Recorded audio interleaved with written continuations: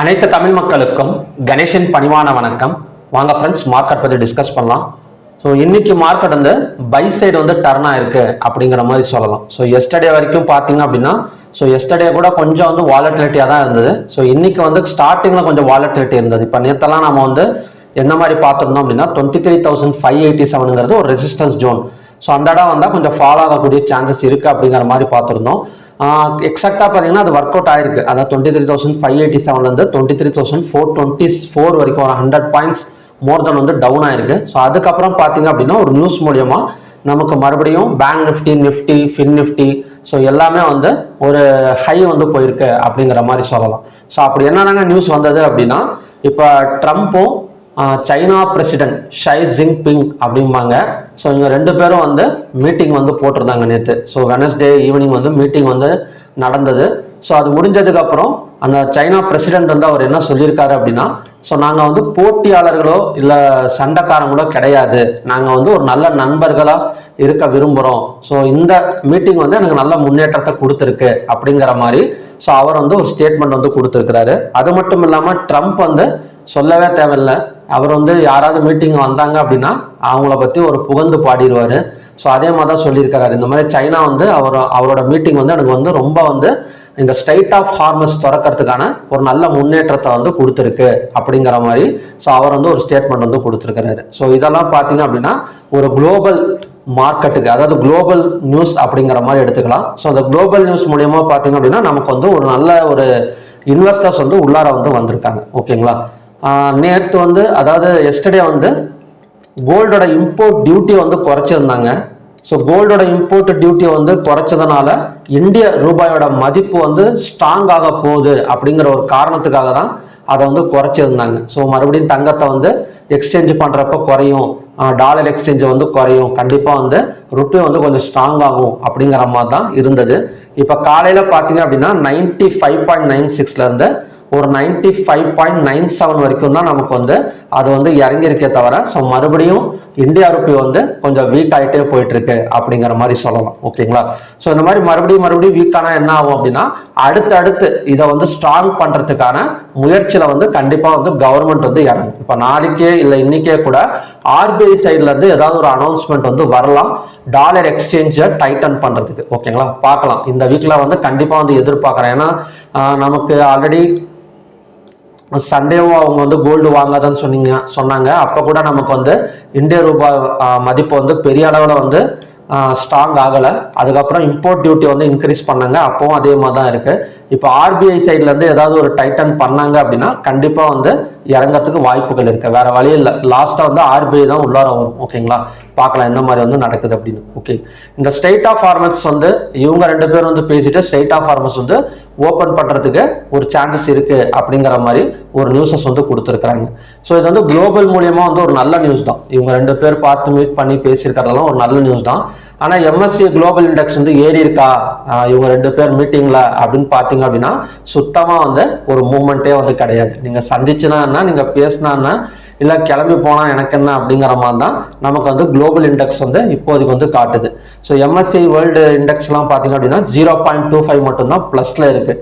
So என்னன்னு தெரியல, இன்னைக்கு வந்து குவார்டர்லி ரிசல்ட்ஸ் பாரதி ஏர்டெல்லாம் நல்லா கொடுத்துருந்தது. ஸோ அதை பேஸ் பண்ணி நமக்கு வந்து கொஞ்சம் இன்வெஸ்டர்ஸ் வந்து உள்ளார வந்திருந்தாங்க. ஸோ அது மட்டும் இல்லாமல் ருப்பி சடனாக வந்து நமக்கு கொஞ்சம் ஃபால் எடுத்தது. அதாவது ருப்பியெல்லாம் பார்த்தீங்கன்னா ஒரே கேண்டில் தான், கிட்டத்தட்ட 11.25 கேண்டில் பார்த்தீங்க அப்படின்னா ஒரு 0.2% மட்டும் கொஞ்சம் டவுன் ஆனது. ஸோ அந்த இடத்துல நம்ம வந்து இன்வெஸ்டர்ஸ் வந்து உள்ளார வந்திருக்காங்க. ஓகேங்களா. ஸோ நிஃப்டியில் மேபி ஒரு பை போகிறதுக்கான ஏதாவது ஒரு ஹிண்ட் கொடுத்ததா காலையில் அப்படின்னு கேட்டிங்கன்னா கொடுத்தது. ஏன்னா ஒன் டே கேண்டில் வந்து ஒரு இன்வெர்டட் ஹேமர் கேண்டில் வந்து ஃபார்ம் ஆயிருந்தது நேற்று. ஸோ இன்வெர்டட் ஹேமர் கேண்டில் நம்ம வந்து புரிஞ்சிக்க வேண்டியது என்னன்னா க்ளோஸுக்கு மேலே ஓப்பனிங் கொடுத்தது அப்படின்னா பை வந்து கண்டினியூஷன் ஆகும். ஸோ அதே மாதிரி தான் இதுக்கு வந்து நேற்று எஸ்டர்டே க்ளோஸுக்கு மேலே ஓப்பன் ஆனது. ஸோ இருந்தாலும் ஒரு வாலட்டிலிட்டி எடுத்து அப்படி இப்படின்னு கொஞ்சம் 23,800 வரைக்கும் நமக்கு வந்து வந்துடுச்சு. ஓகேங்களா. ஸோ இது பை ஆகுமா இல்லை செல் ஆகுமா? ஏன்னா எனக்கு சென்செக்ஸ் எக்ஸ்பைரி. ஸோ சென்செக்ஸ் எக்ஸ்பைரியில் இந்த நியூஸ் எல்லாம் வந்ததுனால நமக்கு வந்து செல்லிங் ஆகாம பையிங் வந்து நடந்திருக்கு.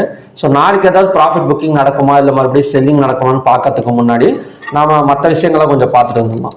இப்போ ஸ்டாக் ஹீட் மேப் எடுத்துக்கிட்டோம் அப்படின்னா பாரதி ஏர்டெல் Q4 ரிசல்ட்ஸ் நல்லா இருந்தனால கிட்டத்தட்ட 5.34% வரைக்கும் நமக்கு வந்து பையிங் என்ன சொல்றது அப்படின்னா நல்ல ஒரு கிரீன்ல வந்து க்ளோஸ் ஆயிருக்கு.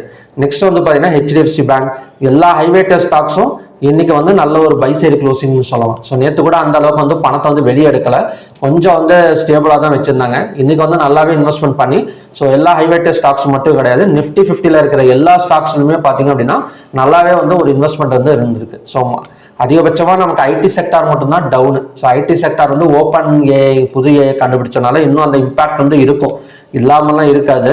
ஸோ ஆல்ரெடி இதுக்கு முன்னாடி ஆந்த்ரோபிக் ஏஐ வந்தப்ப ஸோ மற்ற இந்த இன்ஃபோசிஸ் விப்ரோ எல்லாமே போயிட்டு அது கூட டைப் வச்சிருந்தாங்க. பட் இந்த தடவை இது கூட போய் டைப் வச்சா மட்டும்தான் மறுபடியும் மேலே வரும் அப்படிங்கிற ஒரு கட்டாயத்தில் தான் இருக்கு. ஸோ பார்க்கலாம் எந்த அளவுக்கு வந்து நடக்குது அப்படின்னு. ஓகேங்களா? ஸோ இப்போதைக்கு ஐடி செக்டார் டவுன்ல இருக்கு. நெக்ஸ்ட் வந்து பார்த்தீங்க அப்படின்னா open interest data. So open interest data எடுத்துக்கிட்டோம் அப்படின்னா கால் ஆப்ஷனை பை பண்ணி புட் ஆப்ஷனை செல் பண்ணிருக்கிற மாதிரி க்ளோசிங்ல வந்து கொடுத்துருக்காங்க. இப்போ காலையில கூட கொஞ்சம் தடுமாறிட்டு இருந்தது, பட் ஒரு 11 o'clock 12 o'clockல பார்த்தீங்க அப்படின்னா ஒரு ஸ்ட்ராங்கா கால் ஆப்ஷனை பை பண்ணி புட் ஆப்ஷனை செல் பண்ணிருக்கிற மாதிரி ஸோ நமக்கு வந்து ரன் ஆக வந்து ஆரம்பிச்சிருக்கு. நெக்ஸ்ட் வந்து NSE-ல வந்து 3305 ஸ்டாக்ஸ் வந்து ட்ரேட் ஆயிருக்கு. அதில் அட்வான்ஸ் வந்து பார்த்தீங்க அப்படின்னா 1645, டிக்ளைன்ஸ் வந்து 1560, அன்சேஞ்சட் வந்து 100. ஸோ 52 வீக் ஹைல 74 ஸ்டாக்ஸும் 52 வீக் லோல வந்து பார்த்தீங்க அப்படின்னா 45 ஸ்டாக்ஸ் இருக்கு. Upper circular 76, lower circular 83. So 52 week ஹைல பார்த்தீங்க அப்படின்னா இன்னமும் வந்து 74 ஸ்டாக்ஸ் வந்து அதிகமாக தான் இருக்க தவிர இன்னும் வந்து குறையல. So auto sector wise closing எல்லாம் பார்த்தீங்க அப்படின்னா ஐடி மட்டும்தான் தொடர்ந்து வந்து நமக்கு கீழே வந்துகிட்டே இருக்கு 1.88%. ஸோ மற்ற செக்டார் எல்லாம் பார்த்தீங்க அப்படின்னா ஸ்ட்ரைட் ஆஃப் ஃபார்மர்ஸ் இது ஓப்பன் பண்ணுறதுக்கு சான்சஸ் இருக்கு அப்படிங்கிற பேச்சு அடிப்படுறதுனால ஸோ நமக்கு வந்து எல்லாமே வந்து ஒரு பாசிட்டிவ் வந்து டர்ன் ஆயிருக்கு அப்படிங்கிற மாதிரி சொல்லலாம். ஓகே, நெக்ஸ்ட் வந்து ஹைவேட்டர் ஸ்டாக்ஸ் அதான் TCS, இன்ஃபோசிஸ், மாருதி இது மட்டும்தான் நமக்கு டவுன்ல இருக்க தவிர ஸோ மற்றதெல்லாம் நல்ல ஒரு இன்வெஸ்டர்ஸ் வந்து உள்ளார வந்திருக்காங்க அப்படிங்கிற மாதிரி எடுத்துடலாம். டாப் கெய்னர்ஸ்னு எடுத்துக்கிட்டோம் அப்படின்னா அதானியன், Cipla, Bharti Airtel, doctor Reddy, Eternal. So இதெல்லாம் பார்த்தீங்கன்னா டாப் கெய்னர்ஸுக்கான ஸ்டாக். டாப் லூசர்ஸ்னு எடுத்துக்கிட்டோம் அப்படின்னா Infosys, TechM, HCL tech, Coal India, TCS இதெல்லாம் பார்த்தீங்க அப்படின்னா டாப் லூசர்ஸுக்கான ஸ்டாக்ஸ். ஓகே, இப்போ நிஃப்டி என்னதாங்க ஆகும் அப்படின்னா ஸோ நிஃப்டி வந்து ஒரு ப்ராஃபிட் புக்கிங் எதிர்பார்க்கலாம், இல்லைனா ஒரு வாலட்டிலிட்டி ரெண்டுல ஒன்று தான் நடக்கிறதுக்கு சான்சஸ் இருக்கு. ஏன்னா இன்னைக்கே பார்த்தீங்கன்னா 23,800 வரைக்கும் டார்கெட் வந்து ரீச் ஆக வேண்டியது. ஸோ அதுக்கு முன்னாடியே நமக்கு வந்து ரெசிஸ்டன்ஸ் எடுத்துட்டு இறங்கிட்டு இருக்கு. ஓகேங்களா?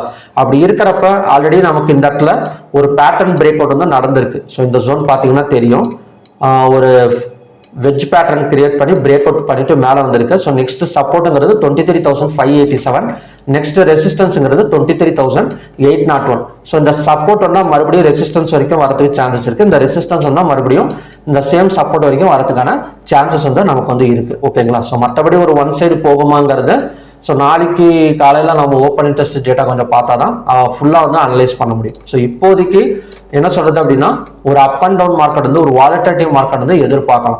ஏன்னா இன்னைக்கே வந்து பெரிய அளவில் வந்து இறங்கியிருக்க வேண்டியது 95.77 இன்னுமே வந்து USD INR வந்து வீக்காக தான் இருக்கு. INR அதாவது இந்தியன் ருப்பி வந்து வீக்காக தான் இருக்கு, நமக்கு இறங்கியிருக்க வேண்டியது. பட் இந்த நியூஸ் மூலயமா நமக்கு மேலே வந்தனால எப்போ வேணா ஒரு ப்ராஃபிட் புக்கிங் வந்து நடக்கலாம். ஸோ இருந்தாலும் நம்ம சப்போர்ட் அண்ட் ரெசிஸ்டன்ஸ் மட்டும் பார்த்துக்கலாம். ஓகேங்களா?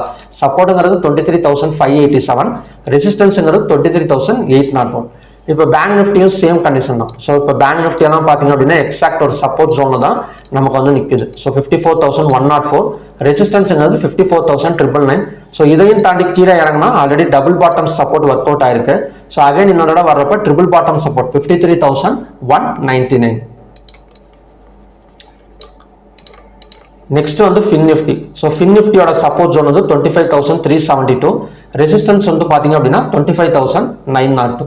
ஸோ நெக்ஸ்ட் வந்து Nifty mid cap. So Nifty mid கேப்போட சப்போர்ட் வந்து 14,201, ரெசிஸ்டன்ஸ் வந்து 14,440. ஏன்னா ஓப்பன் இன்ட்ரெஸ்ட் வந்து கால் ஆப்ஷன் சைடு வந்து ஹெவியாக கொஞ்சம் பை பண்ணி வச்சிருக்கனால ஃபர்ஸ்ட் ப்ரிஃபரன்ஸ் வந்து கொஞ்சம் சப்போர்ட்டுக்கு கொடுத்துட்டு அதுக்கப்புறம் கூட ஒரு பிரேக் டவுனுக்கு வந்து நம்ம வந்து அடுத்த சான்ஸ்னா பிரேக் டவுனுக்கு வந்து போகலாம். ஓகேங்களா? இப்போ 14,201ங்கிறது நமக்கு சப்போர்ட் ஜோன். அதே மாதிரி நிஃப்டியில் வந்து பார்த்தீங்க அப்படின்னா 23,587ங்கிறது சப்போர்ட் ஜோன். ஸோ இது பிரேக் இப்போ ப்ராஃபிட் புக்கிங் எல்லாம் நடந்ததுன்னு வச்சுக்கோங்களேன், கண்டிப்பாக இந்த இடத்த பிரேக் அவுட் பண்ணிட்டு கீழே வந்துடும். பட் அந்த இடத்த பிரேக் அவுட்டாக பார்க்காம நம்ம ஃபர்ஸ்ட் சப்போர்ட்டாக பார்த்துட்டு அதுக்கப்புறம் வேணா ஸ்டாப் லாஸ் என்ன சொல்றது அப்படின்னா கொஞ்சம் டவுன் வந்ததுக்கு அப்புறம் கூட நாம வந்து ஒரு பிரேக் அவுட்டாக வந்து பார்த்துக்கலாம். ஓகேங்களா? இப்போ சென்செக்ஸ் எடுத்துக்கிட்டோம் அப்படின்னா சேம் கண்டிஷன் தான். 75,197ங்கிறது சப்போர்ட் ஜோன், 76,262ங்கிறது நமக்கான next resistance zone. Okay, so okay friends, இதான் பார்த்தீங்கன்னா நாளைக்கான கண்டிஷன்ஸ். நெக்ஸ்ட் வந்து நம்ம க்ரூட் ஆயிலுக்கு போயிடலாம். இப்போ க்ரூட் ஆயில் எந்த மாதிரி கண்டிஷனில் தாங்க இருக்குது அப்படின்னு கேட்டிங்க அப்படின்னா, இப்போ ஸ்ட்ரைட் ஆஃப் ஃபார்மர்ஸ் வந்து ஓப்பன் அந்த பேச்சு அடிப்படுறதுனால கொஞ்சம் சப்ளை வந்து எதிர்பார்க்கலாம். அது மட்டும் இல்லாமல் இந்த சைனா யூஎஸ் மீட்டிங்னால ஸோ நமக்கு வந்து சப்ளை ஃபார்ம் ஆகக்கூடிய சான்சஸ் இருக்குது. பட் நான் இதை வந்து சொல்ல போகிறது கிடையாது, சப்ளை ஆகும்னு சொல்லி என்னோட ப்ரிடிக்ஷனில் இல்லை. ஸோ நான் வந்து இன்வெர்டட் ஹேமர் கேண்டலை வச்சு தான் மார்னிங்கும் சொல்லியிருந்தேன். ஓகேங்களா? ஸோ மார்னிங்கில் நேற்று வந்து காலையில் என்ன சொல்லியிருந்தேன் அப்படின்னா, இன்வெர்டட் ஹேமர் கேண்டில், அதாவது க்ளோஸுக்கு மேலே ஓப்பனிங் வச்சா எஸ்டர்டே க்ளோஸ் வந்து 9,711, இன்னைக்கான ஓப்பனிங் வந்து 9,706. ஃபர்ஸ்ட் வந்து க்ளோஸ் தான் பிரேக் அவுட் பண்ணது. ஓகேங்களா? இப்போதைக்கு வந்து ஒரு பை சைட் கன்ஃபர்மேஷன் தான் கிடைச்சிருக்கு. ஸோ இந்த பை சைட் கன்ஃபர்மேஷனோட டார்கெட் வந்து பார்த்தீங்க அப்படின்னா 9956. ஸோ இங்கேருந்து ஒரு 250 பாயிண்ட்ஸ் பக்கம் மேலே வரதுக்கான சான்சஸ் இருக்கு. ஸோ இதை மட்டும் இன்னைக்கு பார்த்துக்கலாம்.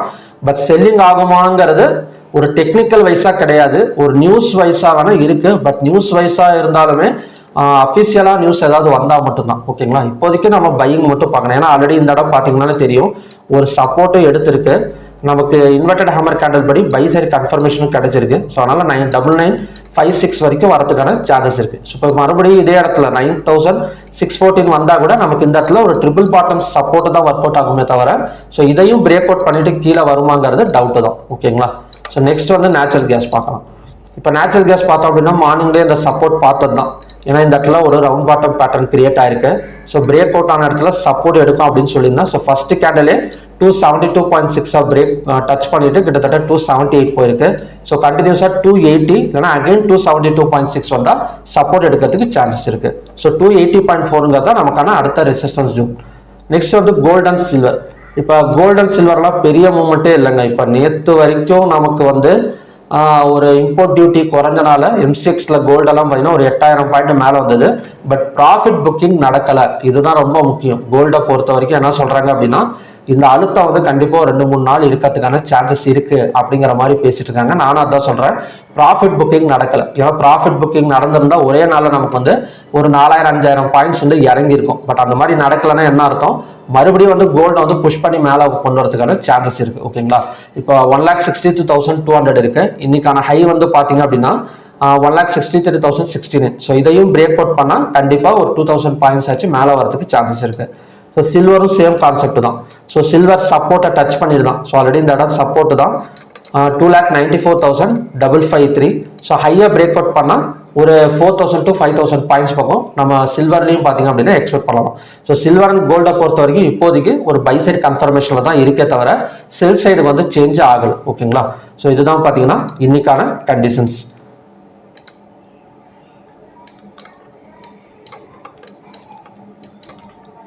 ஓகே ஃப்ரெண்ட்ஸ், பார்க்கலாம். நிஃப்டியெல்லாம் எப்படியும் ஒரு சப்போர்ட் வந்து ஃபர்ஸ்ட் பார்த்துக்கலாம் 23,587. ஸோ அதே மாதிரி பேங்க் நிஃப்டியெல்லாம் பார்த்தீங்கன்னா 54,051. ஸோ இதெல்லாம் இப்போதைக்கு வந்து சப்போர்ட்டாக தான் நமக்கு வந்து ஃபர்ஸ்ட் ஒர்க் அவுட் ஆகும். ஸோ அது பிரேக் அவுட் எடுத்தாங்கன்னா அடுத்த செல்லிங் சைடு வந்து போகலாம், பார்க்கலாம். அது மட்டும் இல்லாமல் USD ஐஎன்ஆர் நமக்கு 95.77 இருக்கு. இதே ஒரு 96 96.5 எல்லாம் வந்தது கண்டிப்பாக இதுக்கு முன்னாடியே நமக்கு ஏதாவது ஒரு RBIலேருந்து ஒரு நியூஸ் வந்துடும் கண்டிப்பாக. ஏன்னா இதை வேற வழி இல்லை, இதை கண்ட்ரோல் பண்ணணும் அப்படின்னா ஏதாவது ஒரு டாலர் எக்ஸ்சேஞ்சிலையோ இல்லை ஃபாரின் டிரான்சாக்ஷன்லையோ ஏதாவது ஒரு டைட்டர் கொண்டு வருவாங்க. டைட்னா டைட் பண்ணுவாங்க. என்ன சொல்றது அப்படின்னா ஒரு இந்த அளவுக்கு தான் லிமிட்ல, இந்த அளவுக்கு தான் லிமிட்டு, இதுக்கு மேலே வந்து நீங்கள் பண்ணக்கூடாது அப்படிங்கிற மாதிரி ஏதாவது ஒரு விஷயத்த வந்து கொண்டு வருவாங்க. ஸோ கொண்டு வந்தது அப்படின்னா அந்த இடத்துல ஒரு $2 வந்து டவுன் ஆகக்கூடிய 2 பாயிண்ட் வந்து டவுன் ஆகக்கூடிய சான்சஸ் வந்து இருக்கு. ஸோ பார்க்கலாம் அந்த நியூஸ் வருதா இல்லையான்னு. ஓகேங்களா? ஸோ ஓகே ஃப்ரெண்ட்ஸ், மறுபடியுமே பார்த்தீங்க அப்படின்னா இன்னொரு நாள் ப்ரிடிக்ஷன் வீடியோட நான் உங்களை மீட் பண்ணுறேன். Thank you very much.